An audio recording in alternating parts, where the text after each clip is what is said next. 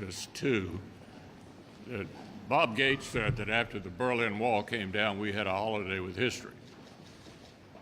And if you recall, we thought big power competition was going away and that our challenges would simply be against terrorism. Well, we certainly had terrorism.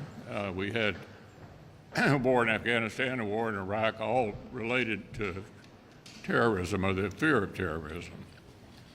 Now, regretfully, as we've learned in the last week, we still have terrorism, and what's changed is we have two big power competitors at the same time. So the holiday from history is clearly over.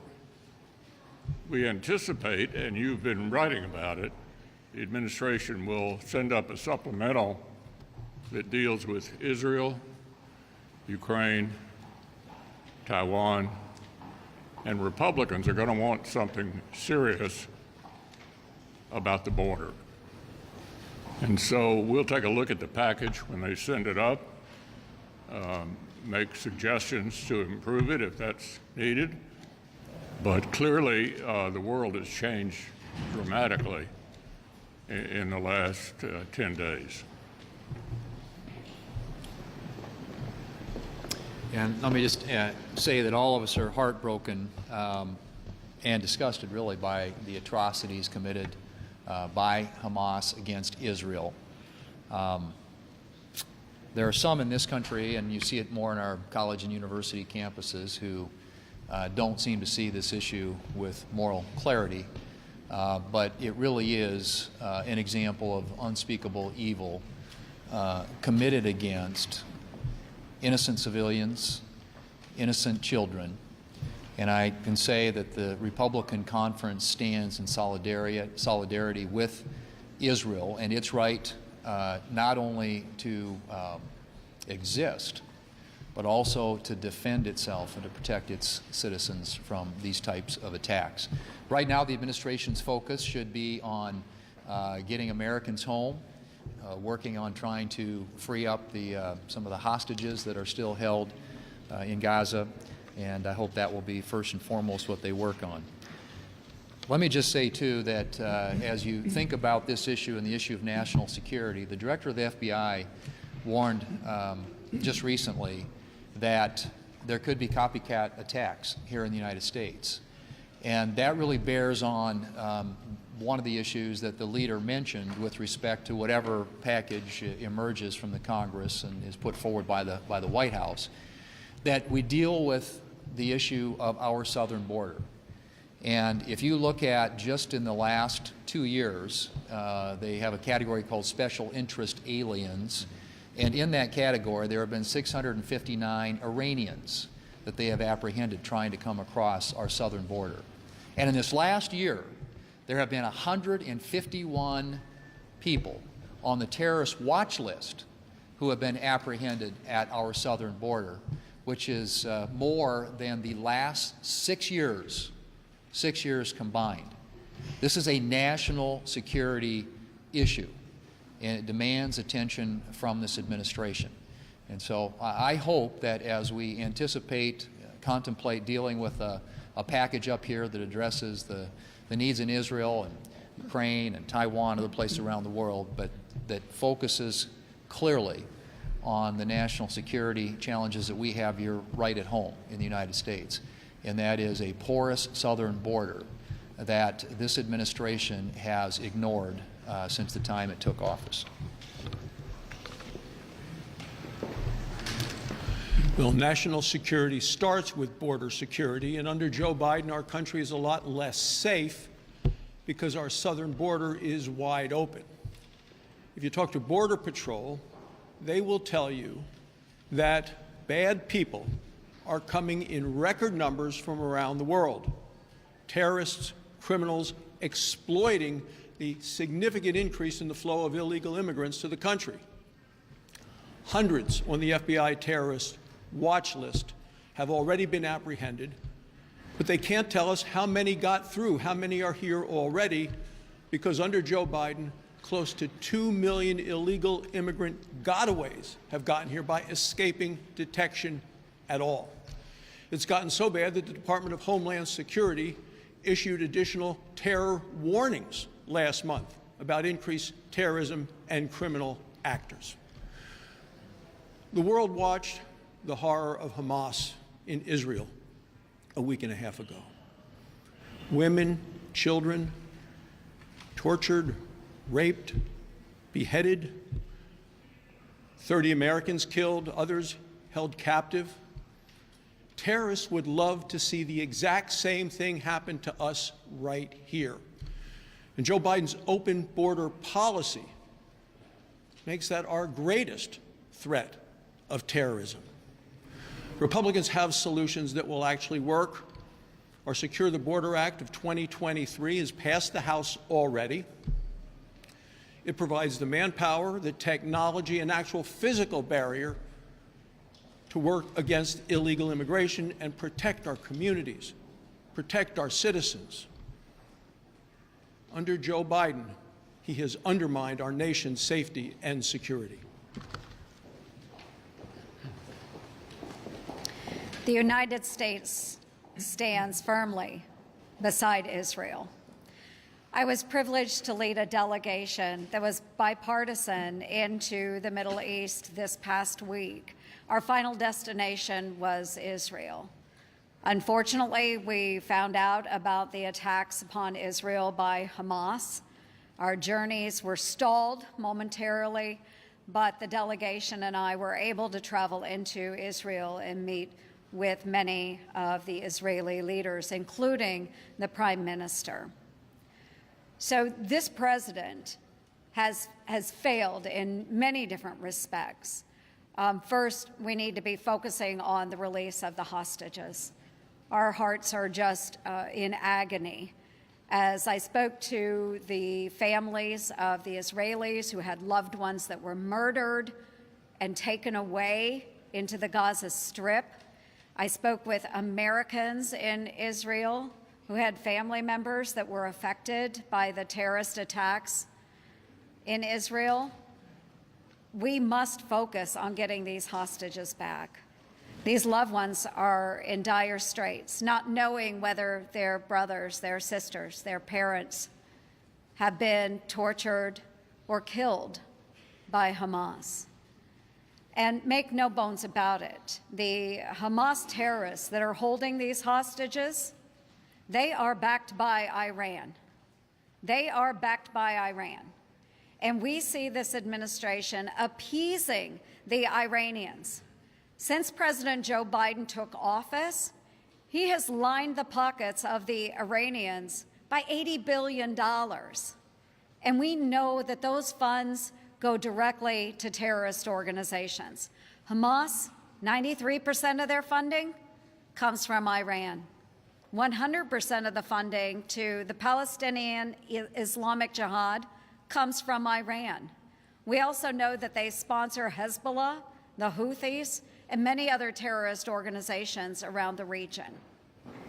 We need to step up as America and push back, not just against the terrorists, but against this Iranian regime.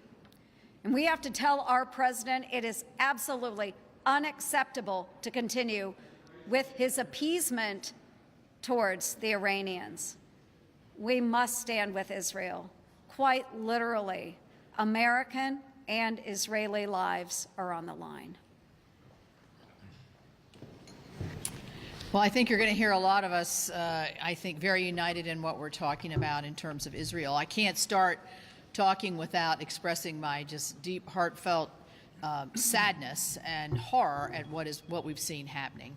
And, excuse me, I'll have to tell my husband to call me later.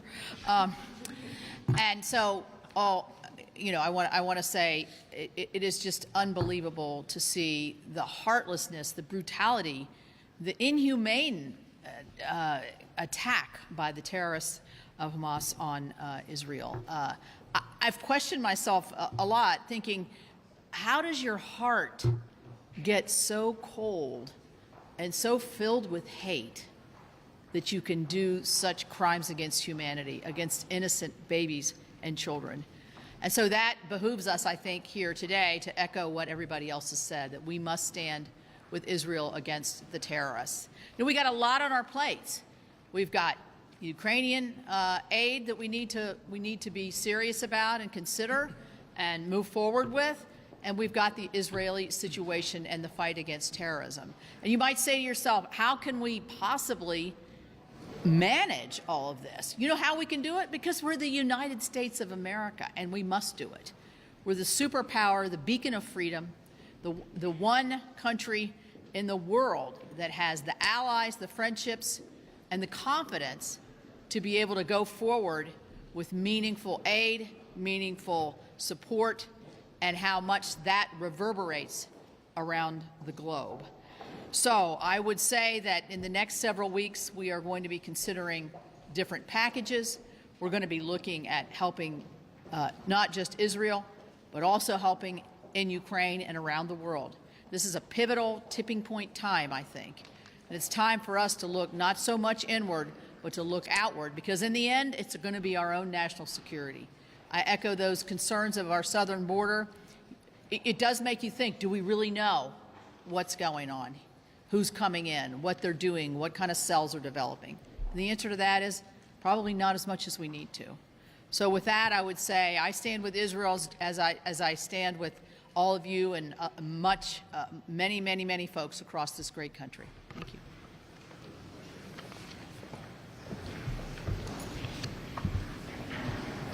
Afghanistan, Algeria, Bangladesh, Egypt, Indonesia, Iran, Iraq, Jordan, Kazakhstan, Lebanon, Libya, Morocco, North Korea, Pakistan, Saudi Arabia, Somalia, Sudan, Syria, Uzbekistan, Yemen.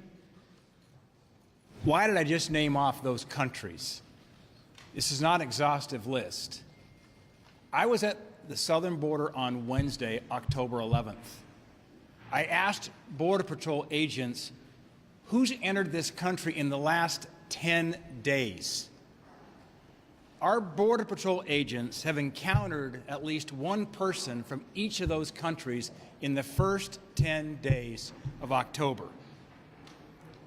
In fact, when I was there at the Ursula Processing Center, just out there near McAllen, Texas, they told me they had encountered 4 Syrian men overnight.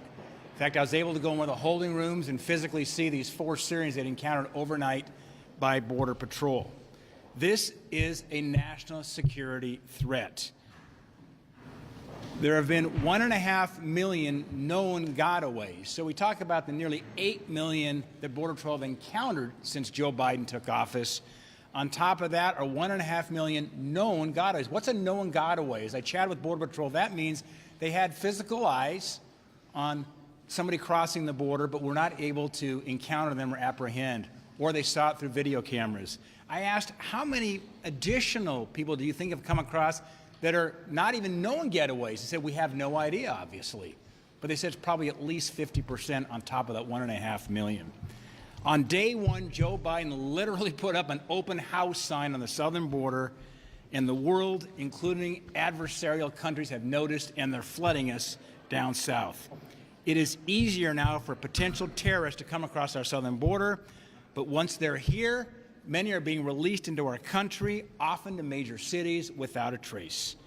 As evil regimes like Hamas attack our ally Israel, and our adversaries are increasingly emboldened, we should be concerned about terror cells moving into the United States.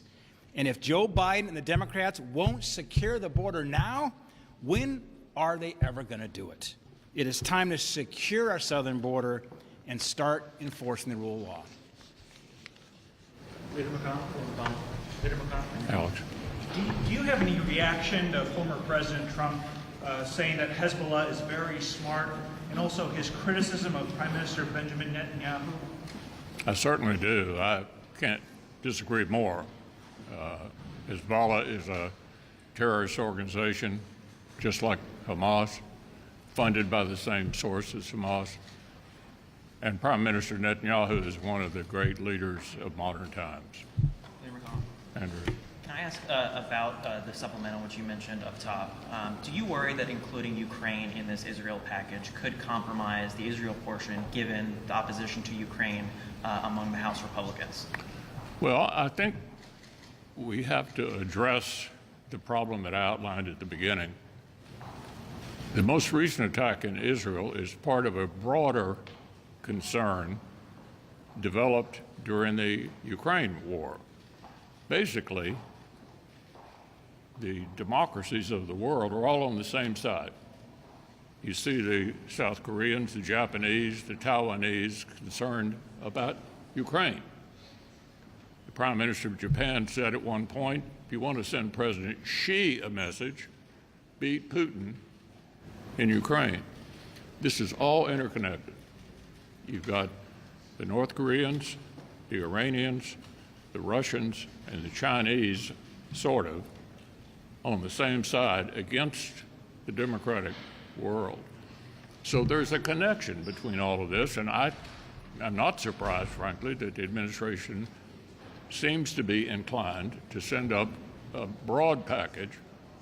And as my colleagues have pointed out, the border part of it needs to be credible, not just some reference to it, but a credible dealing with the problem that Senator Daines just pointed out. Peter McConnell, do you support Jack Lew's nomination to be the ambassador to Israel? Well, I think he's having his hearing this week. We'll take a look at it. Jim Jordan just failed to win a speaker vote. He's 20 votes short. Do you think the House should reinstall Amy McCarthy or empower Paxton Henry? You guys cover the House. I got my hands full here in the Senate. Leader McConnell.